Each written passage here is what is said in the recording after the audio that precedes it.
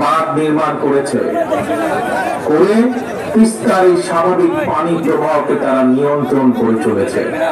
তাদের এই অপ্রতিবেশীমূলক আচরণের কারণে আজকে এই বন্যার জন্য প্রতি বছর তো ভাঙন তো আছেই, নদীর ভাঙন। বিশ্ব জুড়েই কিন্তু সব প্রতিবেশী রাষ্ট্রের মধ্যেই সমস্যা সমাধান কিংবা পারস্পরিক স্বার্থ জড়িত থাকে। নিজ নিজ দেশের স্বার্থ রক্ষা করে প্রত্যেকটি দেশই কিন্তু সমস্যার সমাধানগুলো করে, সমস্যাগুলো নিরসন করে। আমরা সবাই জানি এটি হচ্ছে কূটনৈতিক রীতি।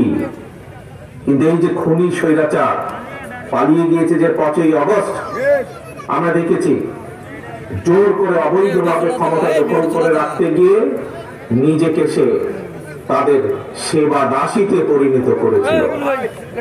বাংলাদেশ ভারত যৌথ নদী কমিশন এবং জাতীয় হয়নি। জনগণের উত্তরাঞ্চলের বিশেষ করে জনগণের বহুল প্রত্যাশিত তিস্তা চুক্তিও হয় নাই, অথচ সকল আন্তর্জাতিক রীতিনীতি ভঙ্গ করে এই পলাতক স্বৈরাচার, এই খুনি স্বৈরাচার প্রতিবেশী দেশকে ট্রানজিট শিপমেন্টের বন্দর ব্যবহার একতরফা সুবিধা দিয়ে গেছে। এইসব